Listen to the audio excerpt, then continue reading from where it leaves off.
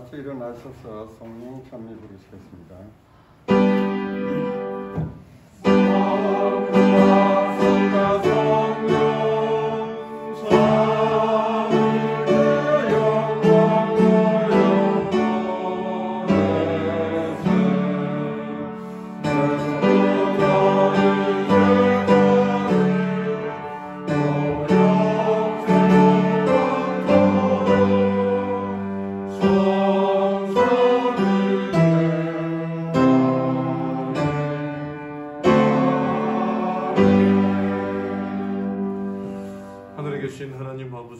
주의 은혜와 주의 성령을 이 자리에 간구하오니 하나님 임재하여 주시고 가감하여 주셔서 우리가 함께 드리는 이 예배가 온전히 하나님께 상달되는 예배가 되도록 인도하여 주시옵소서. 하나님, 우리의 마음에 있는 모든 더러운 것들 하나님 앞에 내려놓습니다. 이 마음을 받아주시고 우리를 깨끗하게 하여 주시고 정결하게 하여 주시옵소서. 주의 성령의 은혜가 함께 주시옵기만을 사랑 많으신 예수님의 이름으로 기도드리옵나이다. 아멘.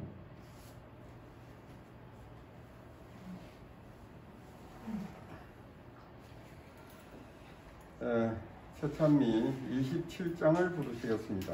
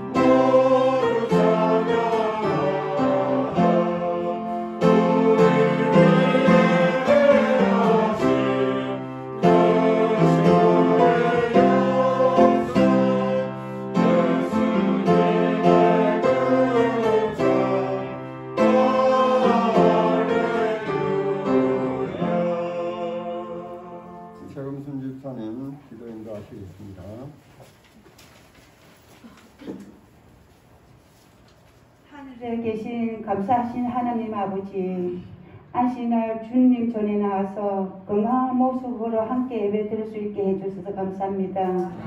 올해도 모든 계획 속에서 함께 해주시고 더욱더 우리 마음에 말씀에 순종하는 삶께 인도해 주세요. 기도로 주님이 더 많은 찾는 모든 성도님이 될 수 있도록 도와주세요. 다리에 세우신 목사님의 능력과 입혀주시고 듣는 성도님의 마음에 큰 은혜의 시간 되었기를 해주었기를 사랑 많으신 예수님 이름으로 기도드렸습니다. 아멘.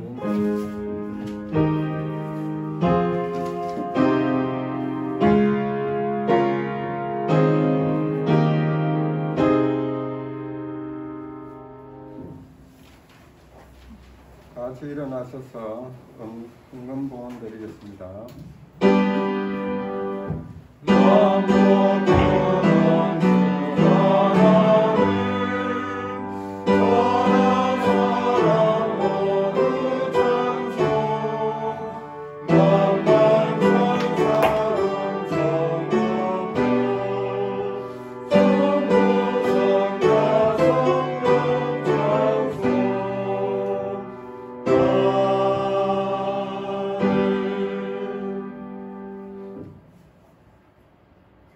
되신 하나님 아버지, 저희들이 이 땅에 살 동안 호흡할 수 있는 영을 주시고 또한 저희들이 활동할 수 있는 육신의 힘을 허락하셔서 또 이렇게 일을 얻은 것을 우리 주님 앞에 기쁜 마음으로 드릴 수 있도록 은혜 주시니 감사를 드립니다.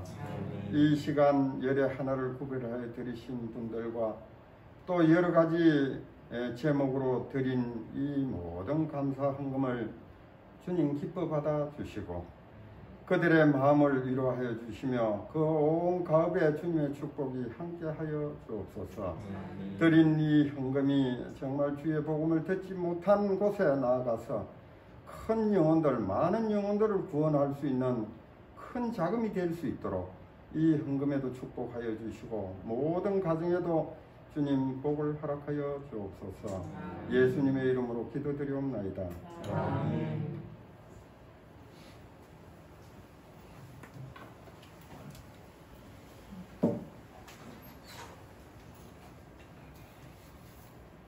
둘째 찬미는 241장 부르신 다음에 목사님께서 하나님의 말씀 전가하시겠습니다. 241장입니다.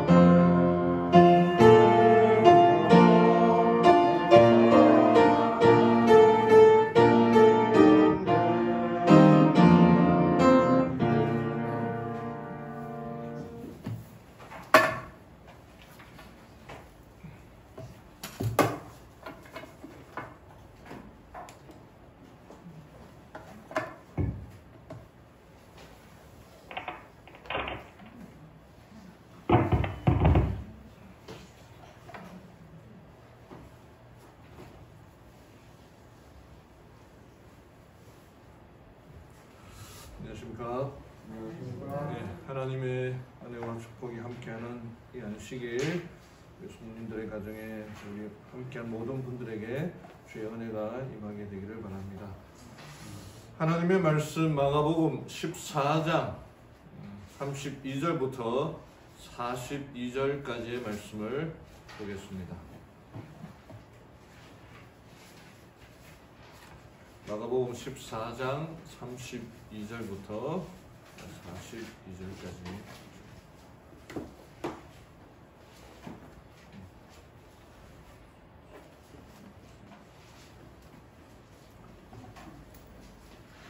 신약성경 두 번째 책의 14번째 장입니다.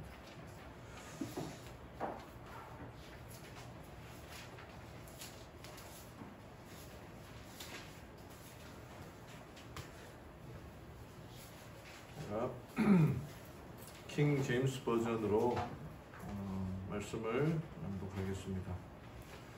그들이 겟세마네라 하는 곳에 이르니 그분께서 자기 제자들에게 이르시되 내가 기도할 동안 너희는 여기 앉아 있으라 하시고 베드로와 야고보와 요한을 데리고 가시면서 비로소 심히 놀라고 몹시 괴로워하시며 그들에게 이르시되 내 혼이 심히 슬퍼 죽을 지경이니 너희는 여기 머물러 깨어 있으라 하시고 조금 앞으로 나아가사 땅에 엎드려 가능하면 이 시간이 자기에게서 지나가기를 기도하며 이르시되 아버지여 아버지께는 모든 것이 가능하오니 이 잔을 내게서 옮기시옵소서. 그러나 내 뜻대로 하지 마옵시고 아버지의 뜻대로 하옵소서 하시고는 돌아오사 그들이 자는 것을 보시고 베드로에게 이르시되 시몬아 내가 자느냐? 내가 1시간도 깨어 있을 수 없었느냐? 너희가 시험에 빠지지 않게 깨어 기도하라. 참으로 영은 준비되어 있으나 육이 약하도다 하시니라. 그분께서 다시 나아가사 기도하시며 같은 말씀들을 말하시고 돌아와 보시니 그들이 다시 자더라. 이는 그들의 눈이 무거웠기 때문이더라. 그들이 그분께 뭐라 대답할지 알지 못하더라. 그분께서 세 번째 오사 그들에게 이르시되 이제는 자고 쉬라. 족하도다. 그 시각이 왔도다. 보라 사람의 아들이 배반을 당해 죄인들의 손에 넘겨졌느니라. 일어나라 우리가 함께 가자. 보라 나를 배반하여 넘겨주는 자가 가까이 왔느니라 하시니라. 예수님의 겟세마네 기도 동산에서 기도하시는 장면이 되겠습니다. 이제 마가복음도 이제 거진 다 끝나가고 있습니다. 짧은 장이었지만 베드로의 음성이 느껴지는 그런 내용들입니다. 그래서 베드로가 마가에게 들려줬던 그 이야기를 마가가 기록했거든요. 근데 마가가 기록한 이야기를 베드로가 보았겠죠. 근데 그 베드로가 다 감수를 했겠죠. 감수를 다 했음에도 이 베드로의 그 부끄러웠던 예수님을 부인했던 오늘 장면에서는 예수님이 나를 위하여 기도해 달라라고 3번이나 얘기하셨는데도 이 베드로가 잠을 이기지 못하고 그냥 쿨쿨쿨 잠드는 그 모습이 그냥 그대로 그냥 드러낸 그 모습을 생각하면서 베드로는 무슨 생각을 했을까? 그런 생각을 해보게 됩니다.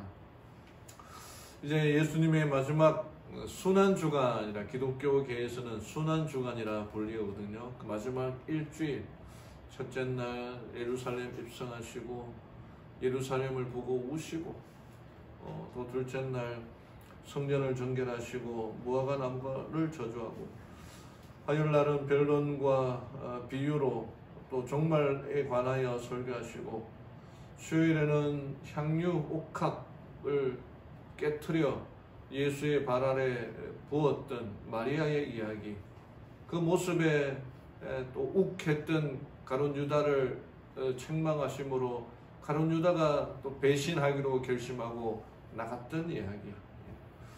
목요일은 유월절 준비와 성만찬과 또 겟세마네 기도의 동산에서 기도하셨던 그 예수님의 이야기. 그리고 그날 밤 날이 바뀌면서 폭도들에 의하여 잡히고 신문당하셨던 그 예수님. 그리고 마지막 날 결국에는 십자가에서 죽으시고 안식일날 쉬셨고 일요일날 다시 부활하신 그 예수님의 이야기, 마지막 일주일에 대한 이야기들입니다. 늘 반복해서 말씀드리지만 화이트보이는 예수님의 생애를 하루에 1시간씩 묵상하라. 1시간을 바치는 것은 매우 좋은 일이다. 특히 그분의 마지막 장면을 확실히 머릿속에 그려라. 그렇게 우리들에게 권면하고 있습니다. 예수님의 마지막 장면들을 잘 생각하고 그분의 생애가 2000년 후에 오늘 이 시대를 살아가는 나에게 어떤 의미가 있는지를 깊이 묵상하고 명상하고 하나님께로 한 걸음 한 걸음 나아가는 우리 모두가 되기를 바랍니다. 지난 시간에는 유다를 끝까지 사랑하시다라는 제목으로 말씀을 드렸는데 오늘은 끝까지 사랑하시다.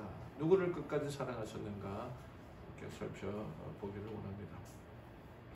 한 인터넷 사이트에 한 장의 그림이 올라왔습니다. 그림의 제목은 책임감 있는 유치원생. 어쩌면 우리 감명 집사님이 올린 글일지도 모르겠습니다. 아니면은 최은심 집사님이 올린 글일 수도 있습니다. 근데 그 아이가 그린 그림과 시가 한 사이트에 올라와 있는데 많은 사람들로 하여금 뭔가 이렇게 메시지를 주고 웃음도 주고 교훈도 주는 그런 이야기입니다.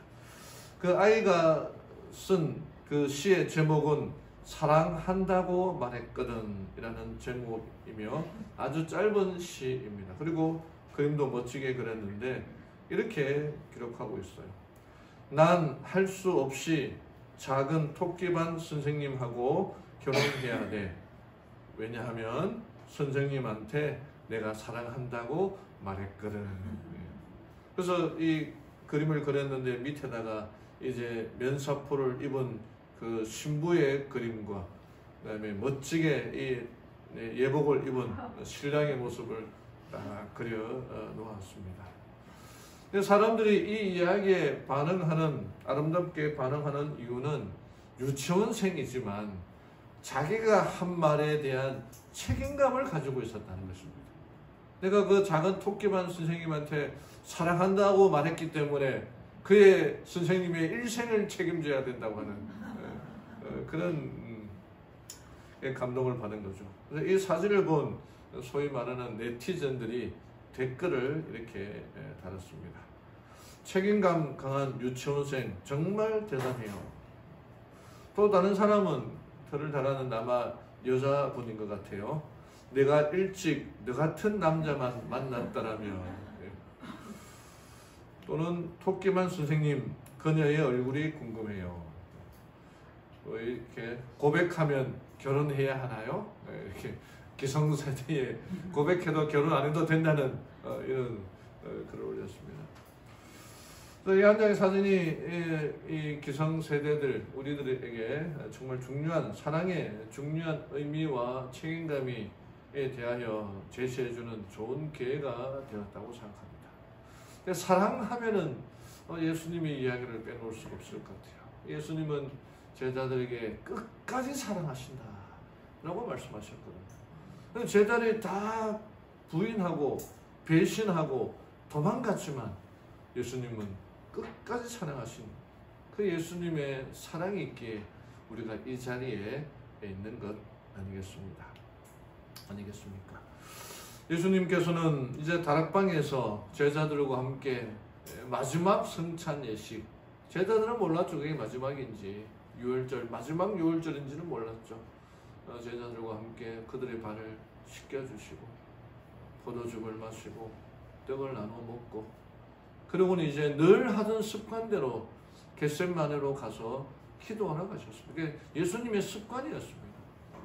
같이 제자들과 얘기하고 그래서 제자들을 다 데리고 가룟 유다는 도망갔죠. 도망가고 나머지 11명의 제자들을 데리고 이제 이 기드론 골짜기를 지나서 겟세마네라고 하는 그곳에 가서 기도하셨습니다. 그 성지 여행을 가면 여기 만국교회라고 있습니다. 만국교회. 감남산 그 아래쪽에 있는 그 겟세마네 동산에 위치한 이 교회인데 이 교회가 이제 비잔틴 시대에 세워졌다가 페르시아군에 의하여 파괴되고 다시 십자군 시대에 세워졌다가 또 파괴되고 근데 그 폐허 위에 1924년에 다시 세워졌는데 교회가 세워질 때 너무 재정적인 어려움이 있어서 세계 각국으로부터 도움을 구했는데 그래서 한 16개 되는 나라에서 이 교회를 짓기 위하여 헌금을 보내주어서 건축하였다고 해서 만국교회라고 이름을 붙이게 되었습니다. 그래서 이 만국교회 앞에 기둥이 4개 있는데 이제 마태, 마가, 누가, 요한을 상징한다라고 그렇게 되어 있고 그 저자들의 석상이 이렇게 세워져 있습니다. 저는 이 마가의 내용 중에 뒷부분에 나옵니다만은 한 청년의 예수님이 잡혀가실 때에 한 청년의 이야기가 나와요. 그냥 이름도 없고 한 청년이 벗은 몸에 홑이불을 두르고 예수를 따라오다가 잡힘에 그 홑이불을 버리고 도망갔다라는 그런 한 절로 된 내용이 있거든요. 근데 그 사람이 마가의 특징이, 마가복음의 특징이 뭐냐면은 정확하게 이름을 언급하고 있잖아요. 그냥 한 청년, 한 사람, 한 여인, 또 다른 제자, 이렇게 이름을 설명하고 있지 않거든요. 근데 이제 여러 학자들의 이야기가 이 한 청년이 마가가 아니었을까. 이 마가가 부모님이 좀 부유한 가운데에 선교사로 생활하려고 하다가 너무 힘들어서 포기하고 왔던 사람 아닙니까? 그러니까 자다가 이제 아마 이제 좋은 집에서 자니까 이불도 좋은 이불을 두르고 자니까 그냥 벗고 자다가 예수님이 잡혔다는 얘기에 그냥 그 이불을 두르고 쫓아갔다가 사람들이 붙잡으니까 그 이불을 버리고 벗은 몸으로 도망가는 그 장면의 이야기를 왜 마가가 넣었을까 하는 생각에 마가도 나중에 회개한 후에 자신의 그 부끄러웠던 모습을 잊지 않고자 거기에 올리지 않았나라고 그렇게 생각합니다. 이제 교회의 내부에 들어가면은 예수님께서 성찬을 마치고 이제 겟세마네 그 동산 바위에서 기도했다고는 그 바위를 중심으로 이제 제단이 놓여 있고 이 바위입니다만은 이 바위를 테두리를 이렇게 철로 된 예수님의 그 가시 면류관을 상징하는 그 면류관으로 이렇게 쭉 이렇게 테두리해서 디스플레이 하고 있습니다. 근데 그 겟셋마네라고 하는 이 겟이라고 하는 말은 항아리라는 뜻이고 세마네라는 이름은 기름이라고 합니다. 항아리 기름인데 이 기름을 짜는 턴이라는 거예요. 기름을 짜내기 위해서 어떻게 합니까? 높은 압력으로 그냥 이렇게 그 뭐 참깨나 그런 거 보면 이렇게 짜내듯이 그렇게 하지 않습니까? 그 이름이 참 그 겟셋마네에서 예수님이 기도하셨다는 것은 정말 그 압력에 그 부담에 기름을 짜내는 마음으로 기도하신 것이 아닌가. 이름이 참 특별한 의미가 있는데 그렇게 기도하다 보니까 예수님이 땀을 흘리시는데 그 땀이 피같이 핏방울을 흘리셨다고 의사는 의사의 입장에서 그렇게 코멘트하고 있습니다. 여기는 잠자고 있는 베드로와 야고보의 그림, 요한과 야고보의 그 동상이 있어요. 칼을 잡고 있는 사람은 아마 베드로이지 않을까요? 베드로가 마고의 길을 잘라내지 않습니까? 그 칼을 언제 이렇게 큰 칼은 아닙니다만 그 칼을 들고 있었다고 하는 그 의미고 베드로도 자고 있었고 요한도 자고 있었고 야고보도 자고 있었고 다른 12제자들도 다 자고 있었던. 그래서 6월절의 날에 이제 겟세마네 동산에 올라가시는 그 예수님이 제자들에게 이제 여러 가지 것들을 가르치시고 있는데 겟세마네 가까이 다가올 때 이상하게 예수님께서는 침묵에 빠지셨다. 그렇게 바이브에는 기록하고 있습니다. 그 침묵에서 제자들도 좀 분위기가 이상하다고 생각했고 늘 예수님께서는 그 겟세마네 동산에 오셔서 명상하고 기도하셨던 그 예수님이 왜 달라 보이셨을까? 예수님의 모습은 너무나 슬픈 모습으로 슬픈 표정이었다. 그렇게 기록하고 있거든요. 오늘 이 겟세마네 동산의 기도에 하신 예수님의 모습을 통해서 우리가 배울 수 있는 교훈들이 무엇일까 한번 찾아보기를 원합니다. 첫 번째는 예수님은 기도하실 때에 기름을 짜내듯이 그렇게 기도하셨습니다. 그들이 겟세마네라는 곳에 이르니 그분께서 자기 제자들에게 이르시되 내가 기도할 동안 너희는 여기 앉아 있으라 하시고 베드로와 야고보와 요한을 데리고 가시면서 비로소 그러니까 제자들을 데리고 와서 겟세마네 그 기름틀 기름 짜내는 곳 그곳에서 기도하시는데 11명의 제자들은 처음에 이제 두고 그 중에서 3명 정말 자기를 사랑한다라고 고백했고 자기를 끝까지 따르겠다고 고백했던 베드로, 요한, 야고보를 데리고 와서 더 가까이 데리고 와서 자기의 심정을 토로합니다. 예수님께서 심히 놀라고 이건 말문이 막힐 정도로 매우 놀라 두려워 떠는 모습으로 몹시 괴로워하시면서 무척 근심하며 슬퍼하는 모습을 그들에게 이르시되 내 혼이 심히 슬퍼 죽을 지경이니 이건 슬픔과 고통에 눌려가지고 정말 이 기름틀에 짠해지는 것처럼 눌려서 내가 정말 죽을 지경이다. 그러니 너희들 나를 위하여 기도해야 된다. 라고 그렇게 얘기를 하시는 거는 이제 그들과 조금 떨어져서 제자들의 입장에서는 예수님 기도하는 모습이 보이고 돌 한 번 던질 정도의 그 거리에서 목소리도 들릴 정도 그 거리에서 예수님께서 기도하셨던 것입니다. 지난번 시간에 유다에 대한 얘기도 하셨는데 사탄이 우리의 마음에 들어오기도 하지만 화이트부인의 글에 의하면은 사탄이 이 날만을 기다리고 엄청 준비한 것을 볼 수 있습니다. 이게 이제 유혹자는 사탄이 좀 무서운 최후의 투쟁을 위하여 나왔는데 이 일을 위하여 유혹자는 그리스도께서 봉사하시는 3년 동안 준비해왔고 사탄은 이 일의 모든 것을 걸었다. 아담과 하와를 유혹할 때도 사탄이 직접 나섰지만 예수님께서 그 연약하여진 그 모습으로 겟세마네 동산에서 기도하실 때에 사탄이 직접 그 자리에 왔고 그의 일생을 이 일에 걸었다. 만약 이 일에 자기가 실패하면 자기 운명이 끝나는 거예요. 정말 사탄도 자기의 목숨을 걸고 이 예수님을 유혹하는 일에 왔고 예수님 역시도 이 일을 자기로 말미암아 온 인류의 운명이 자기에게 걸쳐져 있기 때문에 정말 목숨을 걸고 기도할 수밖에 없었던 것입니다. 한 번씩 제가 이제 귀신 이야기 하는데 정말 무서운 귀신이 이 화이트부인의 글을 보면서 있었는데 여러분 예수님께도 그 마음에 사탄이 들어갈 수 있을까요? 사탄이 속삭일 수 있을까요? 여기 이 글을 보니까 정말 예수님의 마음에도 사탄이 속삭였구나 하는 사실을 보게 됩니다. 사탄은 가장 어려운 상황을 덜추어 구주를 맹렬히 공격했는데 그 예수님의 마음에 속삭이는 음성이었어요. 그들은 특별한 백성으로 그들의 교훈을 듣고 교회 활동에서 선두를 차지하고 있던 제자 중에 하나가 그들을 배반할 것이다. 그들을 가장 열심히 따르던 자 중에 하나가 그들을 부인할 것이다. 모든 사람이 그들을 버릴 것이다. 예수님께서 사단이 예수님의 마음에 속삭였다는 거예요. 정말 무서운 여러분 예수님의 마음에도 사탄이 속삭이는데 어떻게 우리의 마음에 사탄이 안 들어올 수가 있겠습니까? 만약에 내가 여기서 죽는다고 한다면 너는 영원히 하나님과의 관계에서 끊어지게 될 것이다. 예수님은 정말 인간이셨던 거예요. 인간의 연약한 모습 그대로 보여주고 있었던 것입니다.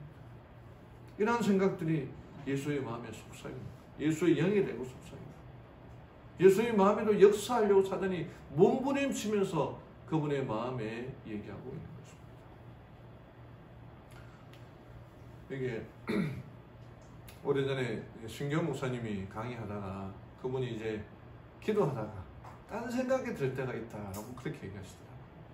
여러분도 우리도 그렇지 않습니까? 기도하다가 딴 생각이 이제 이렇게 집중해서 기도하다가 다른 생각 부엌에다가 냄비 올려놓은 거 냉장고에 있는 거 어떻게 먹어야 되는데 안 먹으면 안 되는데 그런 생각들이 저희들은 신학과생일 때 기도에 대한 참 힘들구나 하는데 신교원 목사님 그러면 막 정말 영성이 넘치는 그런 목사님이셨는데 그분이 기도하다가 딴 생각하다가 저희들이 큰 충격을 받았거든요.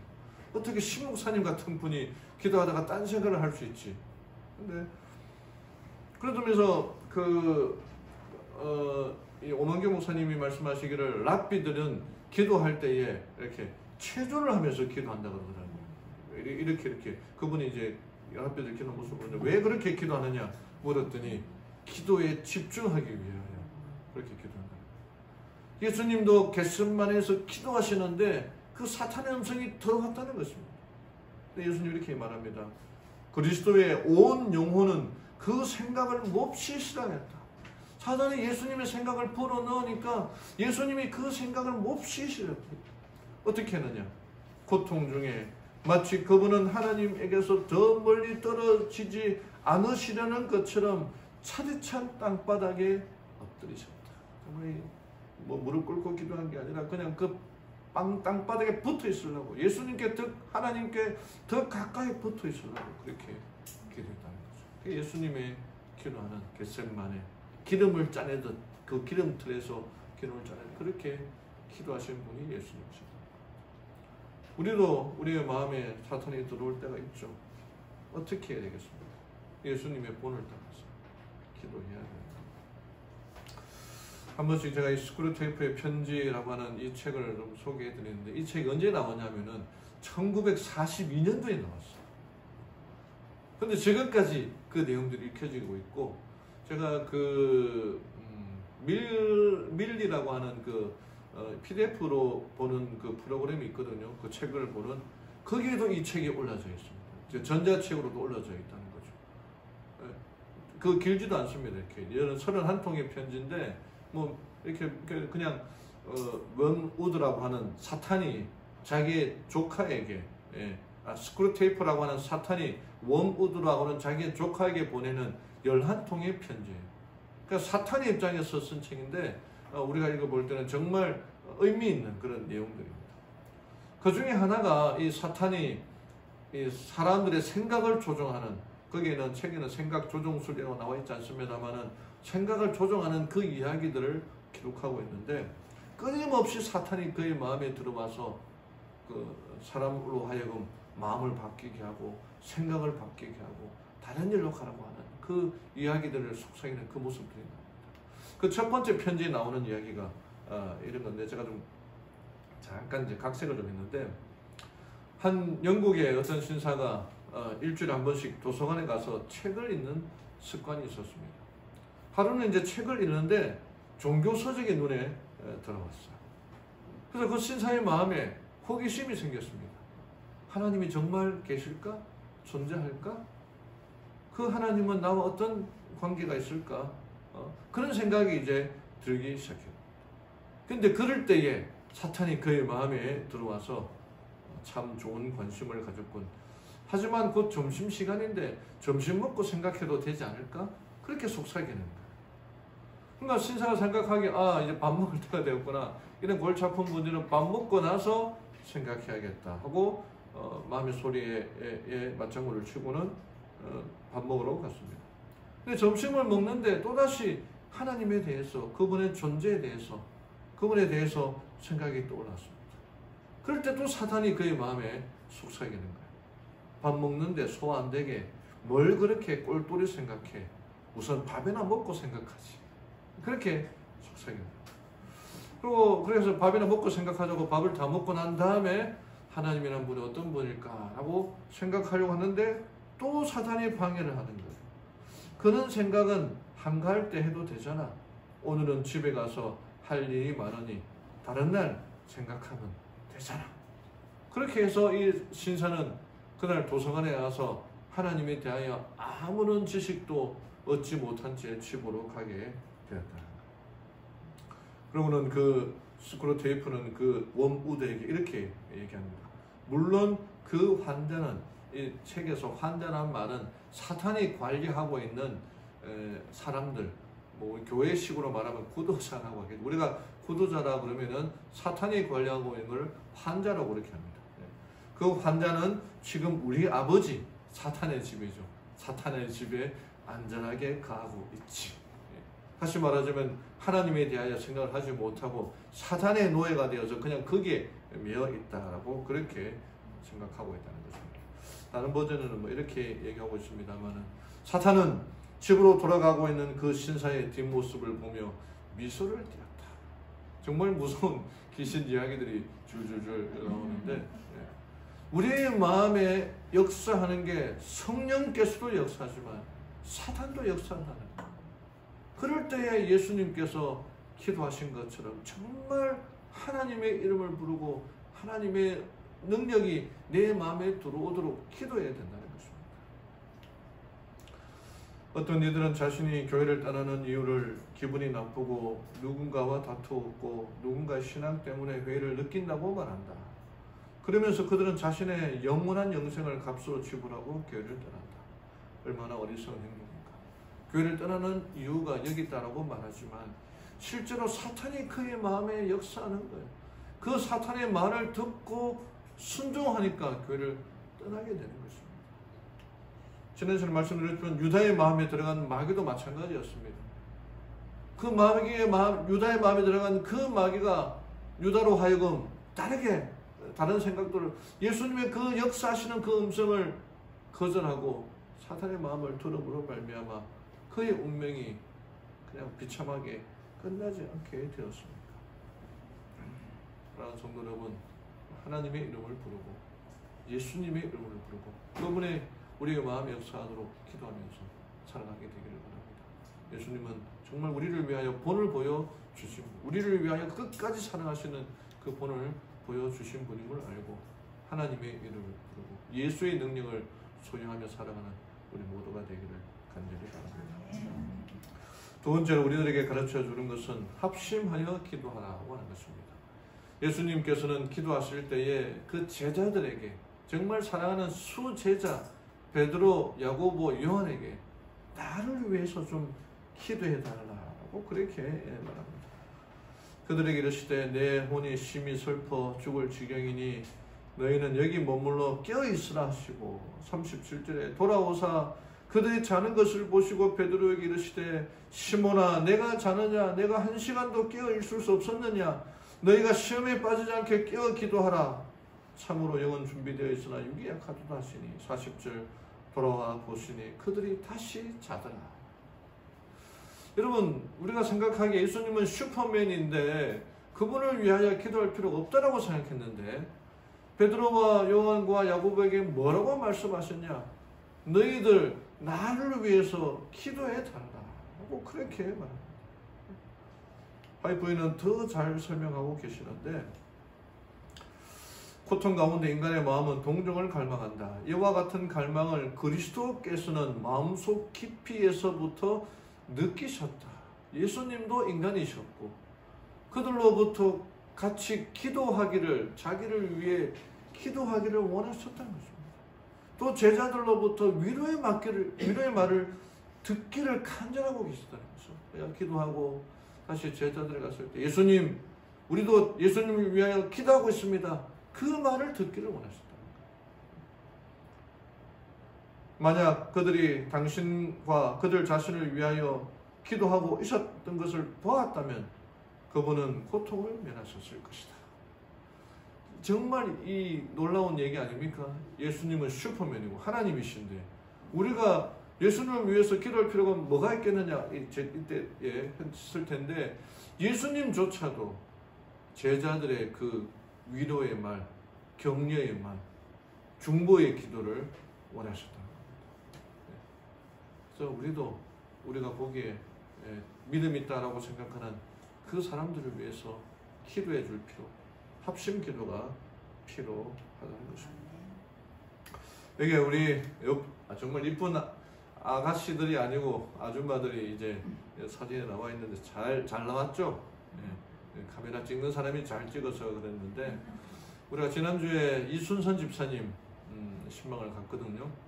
이순선 집사님 뭐 이렇게 덩치도 있고 정말 믿음의 사람이라고 생각되지만 가서 예배를 드리는데 예배를 참배를 부르는 그 시간부터 눈물을 막 정말 닭똥 같은 눈물을 뚝뚝뚝뚝 흘리셨고 그 식사할 때에 그분이 이제 소개해준 식당에 가서 식사했는데 자기 아는 동생이라고 소개했는데 그 식당의 주인이 나와서 뭐라고 얘기했습니까? 이 누나가 우리 성도님들 오기를 그렇게 기다렸다. 보름 전부터 기다렸다. 안 왔으면 큰일 날 뻔했다. 그랬더니 우리 장장로님이 유머로 한다면서 가기 전날 얘기해야겠네. 뭐 이렇게 얘기를 하셨거든요. 정말 믿음의 기도, 위로의 말이 모두에게 필요하다는 것입니다. 우리 성도들을 위하여 기도해야 된다는 거죠. 여기 정말 우리 교회에서 믿음이 있다고 생각되는 분들에게는 기도 안 해도 될까요? 그분을 위해서는 기도 안 해도 될까요? 천만에요. 우리 모두를 위하여 서로 중보 기도를 해야 된다는 것입니다. 여기 사도행전 12장에 베드로가 옥에 갇혔을 때에 온 교회가 그 베드로를 위하여 기도했습니다. 베드로가 수석 아닙니까? 제자들 중에 수제자였는데 온 교회가 그들을 위해서 기도했습니다. 에베소 6장 18절에 바울은 이렇게 말합니다. 모든 기도와 간구를 하되 항상 성령 안에서 기도하고 이를 위하여 깨어 구하기를 항상 힘쓰며 여러 성도들을 위하여 구하라. 중보기도하라. 그렇게 얘기합니다. 잠깐 그 설문조사 해볼까요? 저를 보시고 제 말이 맞으면은 왼쪽 눈을 깜빡이십시오. 네. 자, 나는 뭐 매일 매주 담임 목사를 위하여 기도한다. 1명, 2명, 3명. 네. 자, 나는 우리 교회 수석 장로 장동식 장로님을 위하여 기도한다. 1명, 2명, 3명. 맞네요. 예. 우리 교회 수석 여집사를 위하여 기도한다. 1명, 2명. 예. 자, 여러분, 이런 기도의 자세가 필요하다는 거죠. 예. 제가 지금 얘기한 분들은 그래도 믿음 있다는 분 아닙니까? 교회에 본이 된다는 분 아닙니까? 근데 그분들을 위하여 또 기도해야 된다는 거죠. 좀 뭐 신앙이 좀 연배가 짧거나 약한 분들을 위하여서는 당연히 기도해야 되지만 예수님께서조차도 제자들이 자기를 위하여 기도하고 있는 그 모습을 보셨다면 정말 그 모든 고통이 사라졌을 것이다 라고 그렇게 얘기하잖아요. 제자들의 마음이 이 사소한 제자들은 얼마나 아팠었겠습니까? 우리도 우리의 형제들, 자매들을 위하여 기도하는, 합심 기도하는 우리 모든 성도님들 되기를 간절히 바랍니다. 마지막으로 예수님은 끝까지 사랑하셨습니다. 그분의 기도의 제목은 내가 이 잔을 넘겨주십시오라는 기도가 아니라 하나님은 모든 것을 가능하게 하시는 분 아닙니까? 전지전능하신 분 아닙니까? 이 잔을 지나가게 하시옵소서라고 했지만 그러나 내 뜻대로 하지 마옵시고 아버지의 뜻대로 하옵소서라고 기도합니다. 이게 예수님의 기도였다는 거죠. 그분이 그 모든 고통과 제자들은 엎드려 자고 있었지만 그럼에도 불구하고 하나님의 뜻이 이루어지기를 간절히 기도했다는 거죠. 그렇게 기도할 때에 하나님께서 예수님의 마음에 역사하셨습니다. 그리고는 예수님으로 하여금 아주 큰 결심을 하게 됩니다. 이게 그분은 율법을 범한 자들을 그대로 버려 두신다면 틀림없이 멸망당할 것을 보신다. 그분은 인류의 무력함을 보신다. 그분은 죄의 세력을 보신다. 운명 지어진 세계의 재난과 비탄이 그리스도 앞에 떠오른다. 기도할 때에 하나님께서 그에게 역사하신 거죠. 그의 마음에 떠오르는 생각들입니다. 예수께서 세계의 절박한 운명을 바라보며 결심하신다. 그분은 자신에게 어떤 희생이 요구될지라도 인간을 구원하려고 하신다. 멸망하는 무수한 인간이 당신을 통하여 영생을 얻을 수 있도록 그분은 피의 침례를 받아 들이신다. 그분은 자신의 사명에서 돌아서지 않으실 것이다. 그분은 스스로 범죄한 인류의 화목제물이 되실 것이다. 그분의 기도는 이제 복종하시겠다는 말씀입니다. 처음에는 예수님이 기도가 이렇게 하면서 바뀌자죠. 처음에는 좀 지나가게 해주십시오라고 그렇게 기도했지만 그분의 마음속에 들은 인류의 비참한 운명, 멸망되어갈 그 모습들을 보시고 그 모든 것들을 책임지고 하나님의 뜻에 복종하겠습니다 라고는 그런 기도를 하셨다는 것입니다. 모든 인류를 위하여 죽겠다고 인류의 그 절박한 운명을 바라보고 그렇게 결심하셨다는 것입니다. 지난 3월 우크라이나를 침공한 러시아와 전쟁을 벌이고 있는 우크라이나의 그 동부 루안스크 주라고 하는 주의 리시찬스크에서 한 사건이 벌어지게 됩니다. 23살의 옥사나라고 하는 그 간호사가 자기 남편 빅토르와 함께 평소 다니던 길로 집으로 가고 있었습니다. 근데 부인 옥사나가 쥐레를 밟았습니다. 발목 쥐레였죠. 그 치료로 말미암아 그의 평범했던 일상이 비극이 된 순간이었는데 그 지뢰를 밟으면서 지뢰라는 것을 알고 뒤따르던 남편을 밀면서 피해라고 그렇게 했습니다. 옥사나가 경고한 덕분에 남편은 하나도 다치지 않았지만 이 옥사나는 안타깝게도 두 다리가 절단되고 왼손가락에 4개가 절단되는 아주 중한 부상을 입게 됩니다. 당시 상황을 얘기한 옥사나는 막 머릿속에서는 큰 폭발 같은 소리가 났고 산소가 부족해서 숨을 쉴 수가 없었다고 그렇게 얘기를 합니다. 폭발이 일어난 다음에 4번의 수술을 받고 이 옥사나는 중남부 도시의 드니프로 병원으로 옮겨지게 되었고 5월 28일 지난주죠. 의족 장착을 위해서 르비오라고 한 병원에 도착해서 의족을 장착하게 됩니다. 이때 남편은 이 의족을 장착한 아내를 위하여 한 가지를 아내에게 부탁하는데 이 사람들이 동거한 지 한 6년은 됐다고 해요. 근데 너무 가난해서 결혼식을 올릴 수가 없어서 당신 옥사나를 사랑하기 때문에 프로포즈를 나와 결혼해 주시겠습니까? 라고 프로포즈를 하게 되었습니다. 그때 이제 병원에서 자원봉사하는 사람들이 이 소식을 알고 결혼식을 준비했습니다. 결혼식 케이크를 굽고 결혼 웨딩 드레스와 준비를 해서 병실 안에서 결혼식을 올렸는데 아주 조촐한 결혼식이었지만 모두가 기뻐하며 그들을 축하해 주는데 병원의 간호사가 그들이 이제 행복해서 춤추고 있는 모습을 카메라에 담았습니다. 근데 이제 두 다리가 없으니까 이 남편 빅토르가 팔로 그 아내를 안고 그다음에 허벅지를 이렇게 안고서는 마치 한 사람처럼 그렇게 이제 춤을 추는 모습이 유튜브에 공개되어 있는데 잠깐 영상을 좀 보고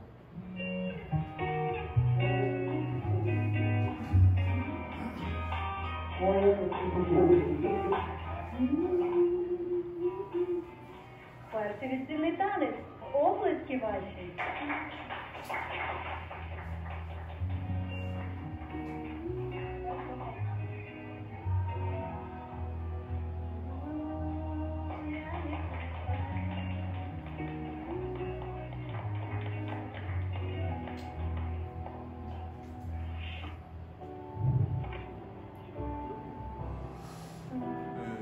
저는 이 영상을 보면서 전쟁은 절대로 일어나서는 안 되겠다라고 다시 한번 생각을 하게 됩니다. 또 이 인터뷰하는 모습을 보면은 옥사나가 처음에는 자기가 남편에게 짐이 되어서는 안 되겠다 그렇게 생각했는데 남편과의 대화를 통하여 또 사랑을 이렇게 결심하게 되었는데 그게 바로 이 고린도전서 13장에 나오는 사랑의 법칙입니다. 사랑은 모든 것을 참으며 모든 것을 믿으며 모든 것을 바라며 모든 것을 견디느니라. 이거는 이 남편 빅토르의 사랑이 아니라 저는 예수 그리스도의 사랑의 그 모습을 보고 바울이 이것을 기록했다고 생각합니다. 모든 것을 참으며 예수님은 제자들의 배신도 참았고 베드로의 부인도 참았고 도망가는 것도 참았고 다 참았지 않습니까? 모든 것을 참으며 모든 것을 믿으며 그 제자들이 정말 3년 반 동안 가르쳤지만 정말 뭐가 믿기겠습니까? 근데 그 제자들을 통하여 하나님의 놀라운 역사가 일어날 것이라는 것을 믿으며 모든 것을 바라며 모든 것을 견디느니라. 나중에 각 시대 대쟁투 예수님께서 삼림하시고 그의 사랑하는 우리들과 함께 지내는 이 모습들을 보면서 와이프는 이렇게 기록하는데 그리스도께서 십자가의 굴욕을 참으시고 부끄러움을 개의치 않으신 것은 당신 앞에 있는 즐거움, 제가 늘 인용했던 말씀이거든요. 참 좋은 말씀인데 즐거움, 곧 많은 아들들을 영광으로 인도하는 즐거움을 위해서였다. 그 슬픔과 치욕은 상상할 수 없을 만큼 컸지만 기쁨과 영광은 그보다 더 컸다. 그분은 당신의 수고의 결과가 그들 가운데 나타나 있는 것을 보시고 심히 만족해 하신다. 예수님께서 그 때를 바라보고 아직 이루어지지 않은 삼림, 그 예루살렘 성에서 함께 정말 뛰어노는 우리들과의 그 광경들을 바라보고 겟세마네 동산에서 기도하시고 그들을 위하여 죽기로 결심하셨던 분이 바로 예수 그리스도. 끝까지 우리를 사랑하시는 그분, 예수 그리스도의 사랑을 보여주신 것입니다. 박옥선 할머니라고 있습니다. 이분이 올해 89세인데 6.25 때 18살의 나이로 간호장교로 참전합니다. 전쟁터에서 끔찍한 것을 많이 보여요. 한 박종훈 중이라는 사람이 총을 맞았는데, 여기 총알이 맞았는데 살아있는데 얼굴이 반쪽이 날라져. 막 이게 치료할 수 없는, 그냥 기도함으로 치료해서 이제 생명을 구해주고, 정말 그 전쟁의 참혹한 모습들을 보면서 하나님을 원망했지만 찬미가 115장 그 크신 하나님의 사랑, 그 찬미를 부르면서 위로함을 받았답니다. 거기서 하나님의 사랑은 어떤 의미일까 이렇게 이 PD가 물어보니까 그 115장 찬미가만 들어도 눈물이 난다는 거예요. 자기가 6.25 참전 이 유공자회에서 일하는데 기도 없이는, 찬양 없이는 하루도 일하지 못한다. 너무 감사하고 하나님의 사랑이 아니면 여태 살지 못했는데 하나님의 은혜로 살아가고 있다 라고 그렇게 고백을 합니다. 이제 이 인터뷰가 끝나고 윤이섭이라고 한 어린아이가 찬양을 불러주는데 찬양을 좀 듣고 말씀을 정리하겠습니다.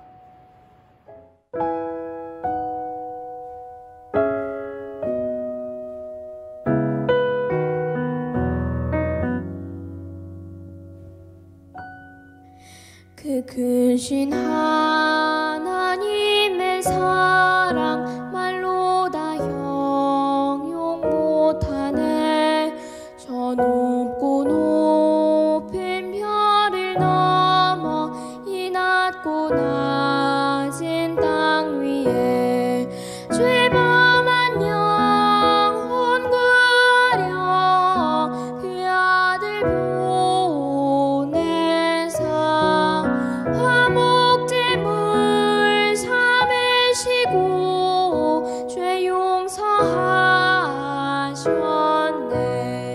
하나님 크신 사랑은 측량다 못하네. 영원히 변치 않는 사랑 성도여 찬양하세.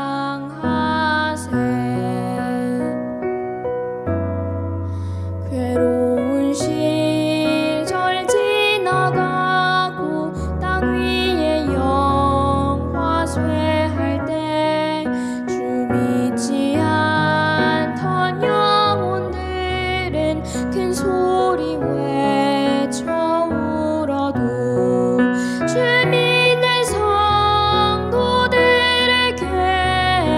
큰 사랑 베푸사 우리의 죄 사했으니 그대 잊을까. 하나님 크신 사랑은 측량다 못하네. 영원히 변치 않는 사랑 성도여 찬양하세.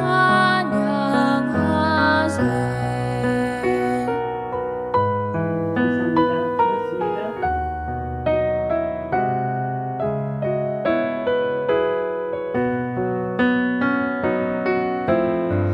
하늘을 두루마리 삼고 바다를 먹물 삼아도 한없는 하나님의 사랑 다 기록할 수 없겠네. 하나님의 크신 사랑 그 어찌 다 쓸까. 저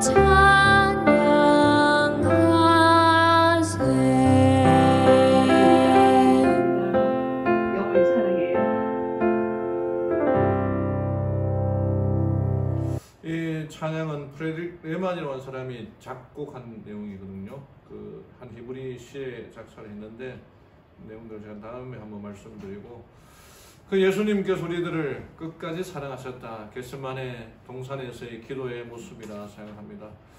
사단은 예수님의 마음에도 들어가서 예수님께 속삭이셨습니다.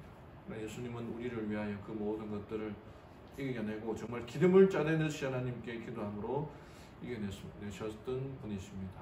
예수님도 기도가 필요하듯 우리에게도 기도가 필요한 성도들이 많이 있습니다. 그들을 위하여 기도하고 중보기도 하고 서로 돌아보아 사랑과 선행을 격려하며 피차 권면하며 너희 중에 누구든지 죄의 유혹으로 완고하게 되지 않도록 기도해야 하는 것입니다. 예수님은 인류를, 아니 나를 끝까지 사랑하시고 십자가에 짐을 지셨습니다. 그 사랑에 매여 강권하시는 그 사랑에 매여 살아가는 우리 모든 성도들 되기를 바라며 오늘 말씀을 마치겠습니다. 아멘.